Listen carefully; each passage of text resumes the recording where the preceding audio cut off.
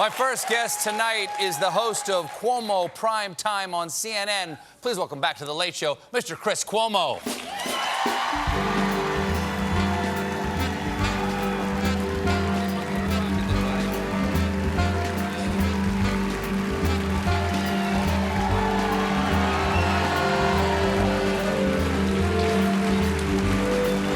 How are you?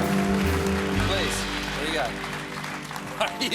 Why do you, can I, no, give me that. Show the people on the back of the stickers on the back of your phone. Stick to the news.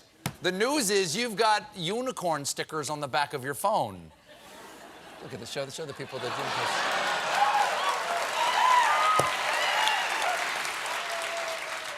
Did Wolf Blitzer put those there? Or are those from your kids? Your kids put those on there? No. No. You put those on there?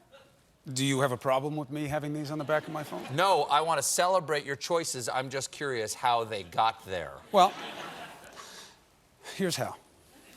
Sometimes I feel like a clear stone. Sometimes I start to get a little jaded. Sometimes I'm very sad, and that's purple. The rainbow brings me back, and it makes me feel like I was a unicorn that could eat pineapples and then spit out diamonds. As long as it's spit. You said spit, right? Yes. So, let's get after it. Yes, let's get after it. That is your motto, let's get after it. What are you getting after during the impeachment trial? How are you getting after it?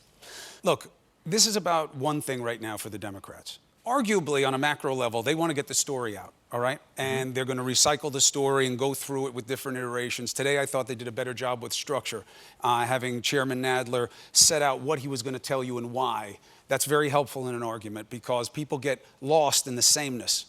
But they're... I'm sorry, what do you mean lost in the sameness? I thought repetition tends to drive home the point of the story. Well, I'll tell you why you're wrong. Okay. Here's why. No.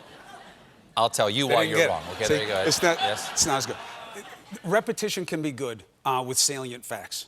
But if you say, we're here because he abused his power, because he pressured Ukraine and used aid as a lever up against an announcement of investigations against the Bidens. If you say that 15 times, yes, it can be persuasive. The president has a genius for this with voters. I'll keep saying it. Eventually, you'll believe it. That won't work in that room. What you need to do is play to the preconceptions. But wait a second, are they playing to the room, or is this in some ways playing to the people at home? Because, you know, people have cynically said, you know, there's no way any Republican is going to change their mind. But the public might change their mind, yes. And that's the only way. They have no interest in the truth. They have a fear of their voters. And isn't the point to change the mind of the people at home?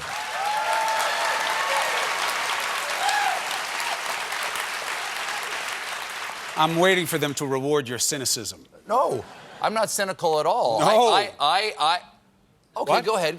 No, yes. no, please, it's your show. Well, evidently not. Go ahead. No. Oh, well, if you insist. What I would say is this, that, yes, you're right. They want America to understand what's going on here. It may be the first time people are paying attention, and that's understandable. In terms of moving votes in the rooms, that's where the witnesses come in. I think it's very difficult for senators to justify not having witnesses. Why? Because this is a trial court, and you are supposed to be triers of fact. You know the record is incomplete. You know why it is incomplete. The spin is they rushed it, the House. Do you think that when it comes after both the Democrat House managers have presented their case and then the president's team has done their rebuttal, such as it is, of that case, do you think when the vote comes up there will be witnesses brought in? Will 4 Republicans break away, in your opinion? I say yes. And based on what? Nothing. But I hope you're right. I really do. I do too. First of all, joking aside just for a second, I believe in optimism. I believe in hope. I think that one of the mistakes the media tends to make is you play to the animus, you play to the hostility, and there is a perpetuation in that. I think that we have to believe that senators will recognize their obvious duty in the situation. It doesn't have to change their vote. I actually would argue that having witnesses helps the president. Because you got to be careful what you wish for, Stephen. If you have, let's say, Bolton, Mulvaney, Blair, Duffy come in, what is this belief that they're going to say things that are so incriminating? And you may have them come on, and I think the Democrats have overplayed their hand in the past this way, where you say, if we can just get this person, if we can get just this person, but then it's not as persuasive as you hoped. So because you think perhaps that these people do not have information? No, they or absolutely they would not have tell the information. The biggest problem with this, if they want to call it a sham, the sham is that you have a president who says he did nothing wrong, that everything is perfect, and he's the only person in the history of my profession of doing this where someone had a perfect alibi and hid it from investigators. Nobody does that. Now, so are you saying... They will say... Wait, are you implying...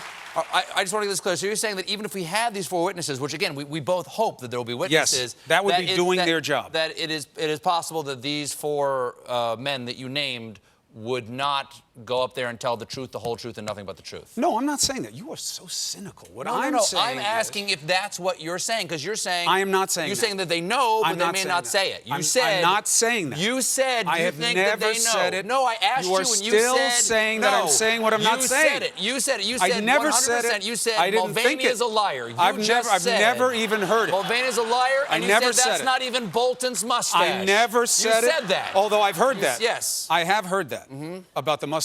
Yes, it's not his mustache. It turns out they're very easy to roll the tape fake. back. You said that's a tassel he stole from a stripper. You said that. No, I did not say Chris that. Cuomo said that. I did not say that. We have to take a break, but please don't go anywhere. We'll be right back with more Chris Cuomo. We're going to get after it.